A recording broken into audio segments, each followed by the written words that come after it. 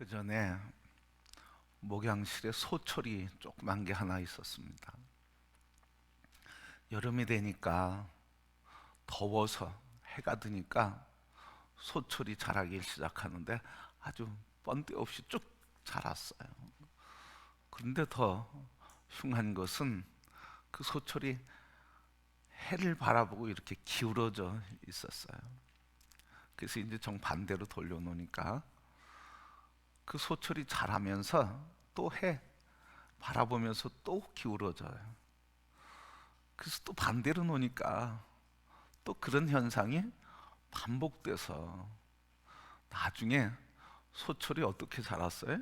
이렇게 그렇게 자랐어요.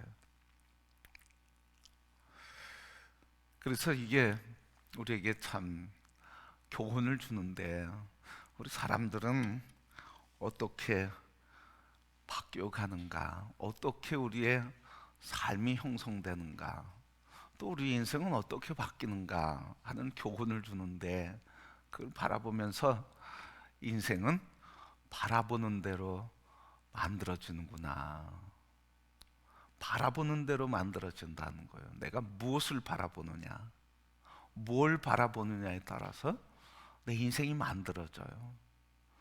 그래서 계속 바라보는 걸 방향을 바꿔주니까 소철이 이렇게 휘어졌어요.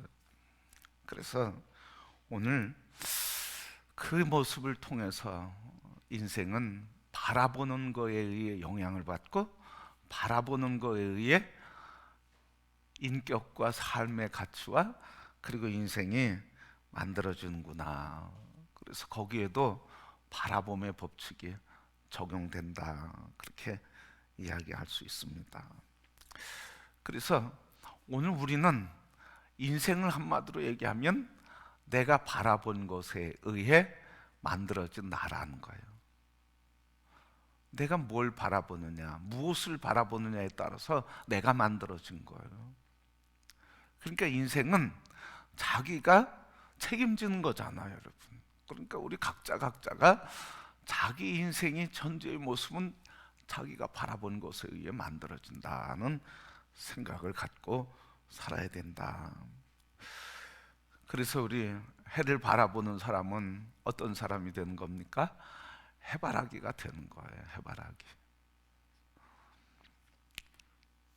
뉴햄프셔주에 화이트 산맥이라고 하는 게 있습니다.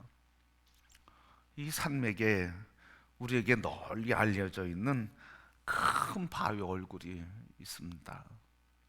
그런데 이 큰 바위 얼굴, 이 큰 바위 얼굴이라고 하는 책을 쓴 사람인데, 그게 바로 너서너엘 호손이라고 하는 사람입니다. 이 호손이라고 하는 사람이 책을 썼는데 그게 큰 바위의 얼굴인데, 근데 이 큰 바위의 얼굴이 무너지고 말았어요. 근데 이분이 소설을 쓰면서, 큰 바위의 얼굴 책을 쓰면서 남북 전쟁 이후에 어니스트라고 하는 소년의 이야기부터 시작합니다. 이 어니스트라고 하는 소년이 어머니로부터 그 언덕 위에 있는 새겨진 큰 바위 얼굴을 담은 얼굴을 이야기하면서, 장차 이 땅에 저 큰 바위 얼굴을 담은 사람이 나올 것이다 하는 이야기를 하며, 저와 같이 훌륭한 인물이 나올 것이다 하는 이야기를 이 어니스트라고 하는 소년이 듣게 되었습니다. 그래서 이 어니스트는 어머니의 이야기를 듣고 그 큰 바위 얼굴을 바라보면서, 나도 어른이 되면 저 사람을 닮고 저 얼굴을 닮은 훌륭한 사람이 돼야지 하면서 훌륭한 사람 되기 위해서 열심히 노력을 했습니다. 그래서 사람들을 만날 때마다 기대감을 갖고 만났어요. 이 사람을 만나면 저렇게 될 수 있을까? 그래서 정치인도 만나고, 군인도 만나고, 부자도 만나고, 또 지식인도 만나고, 많은 사람들을 만났습니다. 큰 바위 얼굴처럼 훌륭한 사람이 되고 싶어서죠. 근데 어니스트가 커서 청년이 지나면서 목사가 되었습니다. 목사가 되어서 강단에서 설교를 하고 있는데 어느 사람이 큰 소리를 쳤어요. 목사님, 저 큰 바위 얼굴이 바로 목사님이십니다. 그렇게 이야기하는 소리를 듣게 되었습니다. 바로 이 이야기를 통해서 우리가 무엇을 바라보느냐에 따라서 그래서 무엇을 닮아가게 되는 것이고, 바라보는 거에 의해서 닮아가게 되고 만들어진다는 거예요. 그래서 바라봄의 법칙이 우리에게 꼭 중요한 것이다. 주님을 바라보면 누구를 닮게 돼 있습니까? 말할 거 없죠. 우리 가정에서 오면 늘 독립해서 나가기까지 평생 누구 바라봅니까? 부모 바라보거든요. 그러니까 부모 닮는 거예요, 여러분. 그래서 누구를 바라보느냐 할 때 우리가 바라보는 대상이 그렇게 중요하다는 거예요. 여러분, 서로에게 중요한 존재가 되길 축복합니다. 서로에게 중요한 존재가 되는 거예요. 그래서 서로 바라볼 때 아름다운 삶을 살아가는 은혜가 있다. 자, 오늘 본문의 말씀은 다윗이 오늘 어떤 상황에 있는지 정확하게 나오진 않지만, 그러나 광야에서 표제를 보면 광야에서 쓴 시다. 오늘 63편 보면 유다 광야에 있을 때의 이야기를 가지고 썼어요. 유대 광야에 왜 갔습니까? 도망 다녔던 거죠. 숨어 다녔던 거죠. 피해 다녔던 거죠. 도망 다니고 숨었고 피했다는 것은 다윗의 인생에 위기를 만났다고 하는 말이에요. 위기를 만난 이때 다윗은 그때 뭐라고 고백하고 있는가? 그 위기를 어떻게 극복하고 있는가? 우리 인생의 여정에서 만나는 위기와 그리고 이 어려운 일들을 어떻게 극복하는가? 오늘 말씀에 다윗 시편 63편을 통해서 오늘 광야에서 그가 어떤 모습으로 지금 시를 쓰고 있는가? 광야에 아무도 돕는 사람은 없었어요. 그런데 오늘 첫 마디가 뭡니까? 누구를 찾아요? 하나님이요. 하나님을 찾는 거예요. 하나님을 찾아요. 이 다윗이 도망 다니는데 대표적인 게 유다 광야에 나간 이유가 뭡니까? 사울 왕이 다윗을 죽이려고 했던 거예요. 그러니까 오늘 자기를 죽이려고 하는 사울에 대한 얘기는 하지도 않아요. 그러면서 자기가 하나님이요 그러면 하나님을 바라보는 거예요. 얼마나 간절히 바라보는지 오늘 말씀해 보면 이렇게 표현했어요. 하나님이요 간절히 내가 주를 찾되 물이 없어 마르고 황폐한 땅에서 내 영혼이 주를 갈망하며 내 육체가 주를 앙모하나이다. 광야에서 메마른 땅에서 그 메마른 땅처럼 내 영혼이 메마른 땅이 물을 갈망하듯이 내 영혼이 주님을 그렇게 갈망한다는 거예요. 여러분, 오늘 우리에게 이 갈망이 주님을 바라보게 하는 거예요. 하나님에 대한 갈망. 그렇죠. 오늘 우리의 인생의 문제에서 인생의 문제를 해결하고자 하는 그 문제에 붙들리는 문제 해결의 갈망이 아니라 다윗은 무슨 갈망이에요? 문제 해결에 대한 것은 원하지만 갈망은 문제 해결에 대한 갈망이 아니라 하나님에 대한 갈망이에요. 하나님을 갈망합니다. 메마른 땅에 단비가 갈망한 메마른 땅, 그래서 마르고 황폐한 땅에 내 영혼이 주를 갈망하며 주를 앙모하나이다. 여러분, 메마른 땅에 사모하는 게 뭐 있어요? 단비 아닙니까? 또 비가 내리면 그 메마른 땅이 얼마나 이렇게 흡입력이 강합니까? 그렇게 아주 강력하게 주님을 갈망하며 주님을 사모하며 주님이 그분만이 내게 오셔서 나를 만족시킬 수 있다는 거예요. 여러분, 언제 우리가 굶주림을 느꼈습니까? 늘 일상에 하루 한 끼 안 먹으면 좀 견딜 수 있겠죠. 두 끼 하루 먹으면 힘들어요. 며칠 굶으면 여러분 참 지치고 쓰러져요. 여러분, 오늘 우리가 이 다윗과 같이 하나님을 갈망하는 마음으로 우리의 심령이 충만하기를 축복합니다. 그 갈망이 언제 있었는지, 내가 이렇게 메마른 땅이 황폐한 땅처럼, 메마르고 가란 땅처럼 내 마음이 그렇게 하나님을 갈망한 적이 언젠지. 어떻습니까 여러분? 최근에 하나님을 그렇게 갈망했던 적은 언제였는가? 언제 주님을 갈망했는가? 오늘 다윗은 문제 해결에 대한 갈망이 아니라 하나님에 대한 갈망이에요. 왜? 이 모든 문제는 어떻게 된 겁니까? 하나님과의 만남과 하나님 안에서 이 문제가 하나님이 해결해 주시기 때문에, 하나님이 주권자라고 하는 믿음 때문에, 그래서 하나님을 갈망하는 거예요. 하나님이 길이고 하나님이 해결이고 하나님이 구원이고 하나님이 해결자이시기 때문에. 여러분, 이 하나님을 믿습니다. 우리 모두가 믿습니다. 그러면 우리에게 필요한 건 한 가지 아닙니까? 하나님을 향한 갈망. 그런데 그 갈망이 언제 있었는가? 여러분, 오늘 우리 심령에 다시 한번 주님을 향한 마음으로, 다시 주님을 향한 눈과 귀와 마음이 집중되기를 주의 이름으로 축복합니다. 갈망이에요 여러분. 갈망.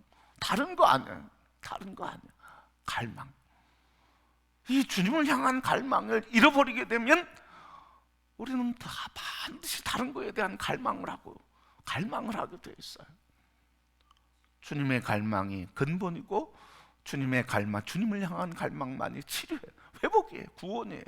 그런데 주님을 갈망하지 않고 사람을 갈망하거나, 그리고 주님을 갈망하지 않고 치료만을 갈망하거나, 주님을 갈망하지 않고 인간의 욕망과 야망을 갈망하면 늘 굶주린 삶을 살게 돼 있어요.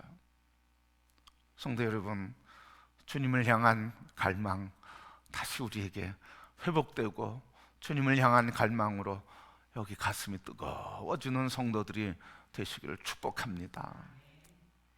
그래서 다윗은 오늘 그렇게 갈망하고 있는 거예요. 1절에 있는 것처럼 마르고 황폐한 땅에서 내 영혼이 주를 갈망하며 앙모하나이다.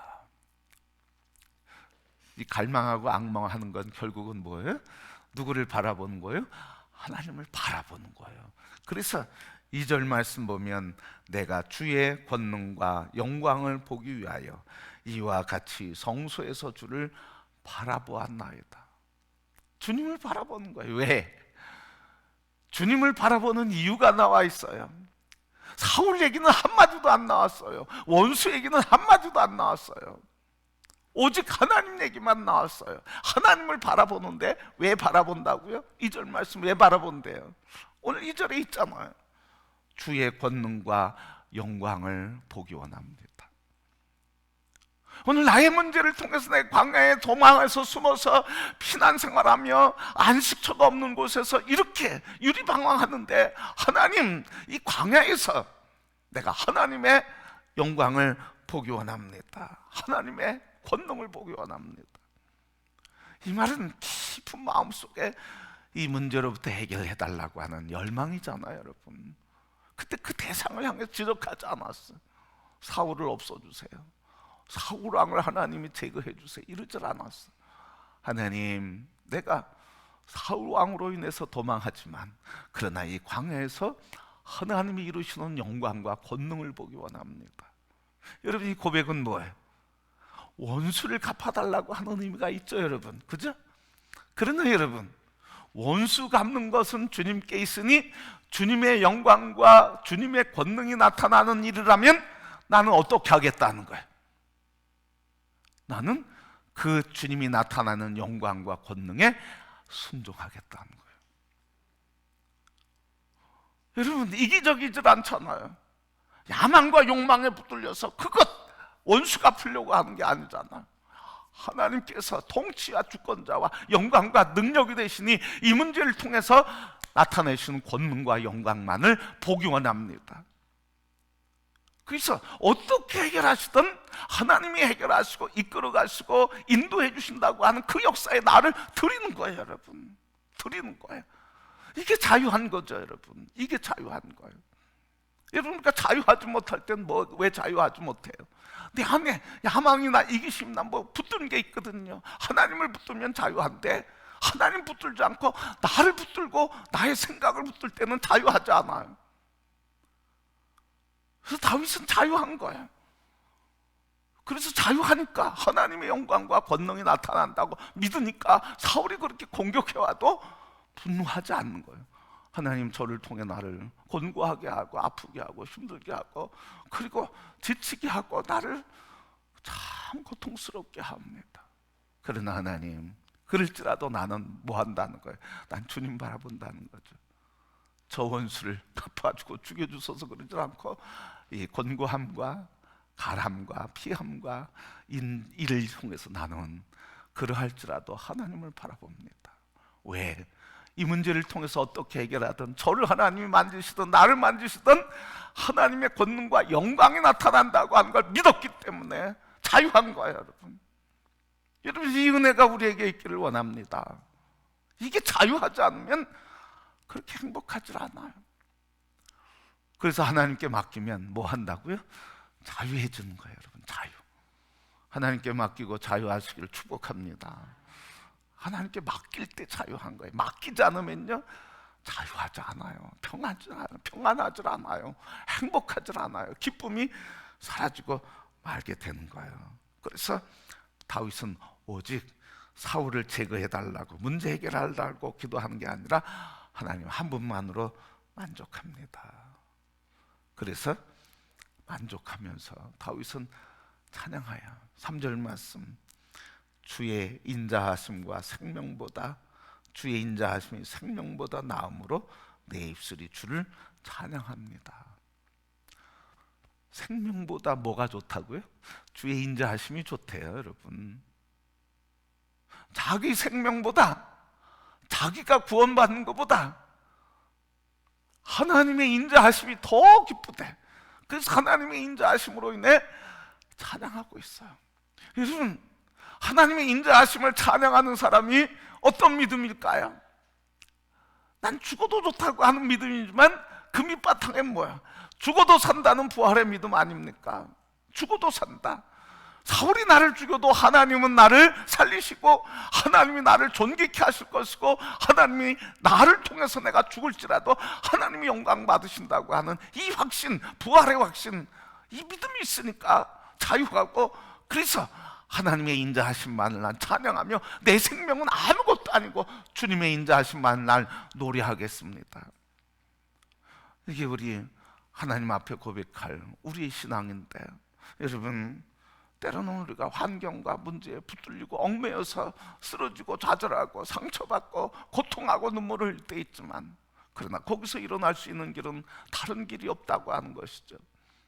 주님 인자하심과 그의 권능과 영광만을 찬송하고 모든 것들을 주님께 맡기고 하나님만을 바라볼 때 주님이 영광 받으시고 권능을 나타내시고 그의 인자하심을 나에게 베풀어 주시는 은총을 입게 될 줄 믿습니다. 그래서 다윗은 그걸 알았어요. 신앙생활을 하면서 이 비결을 알은 거예요. 여러분, 우리 모두가 다 다윗이 깨닫고 다윗을 통해서 알려주신 이 신앙의 비밀, 평안의 비밀, 승리의 비밀, 삶의 곤고와 갈증과 그리고 가람 속에서 자유하고 기쁨과 감격을 누리는 신앙의 비밀을 우리 모두가 다 소유할 수 있기를 바랍니다. 그래서 참 자유한 거잖아요. 여러분, 자유한 거예요. 언제 하나님을 바라보고 내 생명보다 주의 인자하심이 난 더 좋습니다 하며 주님의 인자하심을 찬양하고 노래하고 있어요. 그래서 다윗이 4절 말씀 보니까 이름으로 나의 평생의 주를 송축하며 주의 이름으로 말미암아 손을 들리라. 3절에는 찬양합니다. 내 생명보다 주의 인자하심이 난 더 좋사오니 찬양합니다 하며 입술로만 아니라 손을 들어서 하나님 앞에 찬양을 올려드리고 주님의 영광을 높여드리고 나는 주님 앞에 손든 자입니다 하며 겸손하게 두 손을 들고 하나님 앞에 찬양합니다. 그렇게 고백하고 주의 이름으로 나는 주님만 영광 돌립니다. 그렇게 고백하고 있어요. 오늘 우리의 삶은 바로 이런 삶이 우리에게 우리의 삶이라고 하는 것을 말해주고, 하나님을 바라보는 자의 삶이 바로 진정한 자유와, 그리고 하나님을 바라보는 사람은 자기의 중심이 아니라 하나님이 어떤 일을 하든 하나님의 영광과 능력이 나타난다고 하는 걸 믿고 그 일에 나의 생명보다 하나님의 인자하심에 나의 존재를, 다 나의 문제를 맡기고 주님을 바라보고 붙들 때 이렇게 두 손 들어 찬양의 기쁨과 감격, 그리고 눈물의 고백과 감사의 고백이 있게 되는 줄 믿습니다. 여러분, 이제 우리가 할 일은 뭐겠어요? 하나님만 바라보는 거예요. 뭐로?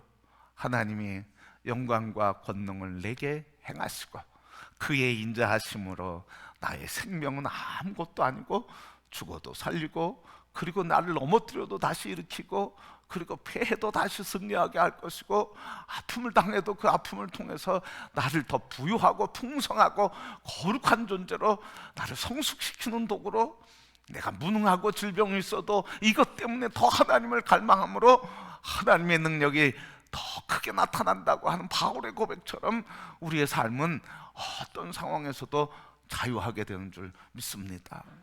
이 믿음으로 우리 모두가 다 충만할 수 있기를 축복합니다. 다윗이 이렇게 살았어요. 다윗이 이렇게 고백하며 살았어요. 여러분, 그래서 늘 우리 고백할 때마다 주님 사모합니다. 주님만 뵙기 원합니다. 여러분, 이런 갈망이 우리 영혼에 가득해서 이 갈망이 주님으로부터 채워짐으로 인해서 영혼의 풍성함과 부유함과 안식과 그리고 은혜로 넘쳐서 우리 모두가 다 하나님의 기쁨이요 영광이 되는 성도들 다 될 수 있기를 주님의 이름으로 축복합니다. 마지막으로 이렇게 살았더니 하나님은 어떻게 하셨어요? 하나님을 바라보니까 어떻게? 하나님을 바라보는 자를 하나님이 어떻게 하신 거예요? 존귀케 하신 거예요. 존귀케. 하나님 바라보니까 하나님이 존귀케 해주시고, 온갖 시련 속에서 하나님 바라보니까 왕 중의 왕, 가장 위대한 왕으로 세워주셨어요. 여러분, 하나님 바라볼 때 어디 쉽습니까 여러분? 때로는 눈물도, 때로는 절망도, 때로는 아픔도, 때로는 돌아서고 싶은 마음도, 포기하고 싶은 마음도 다 있죠 여러분.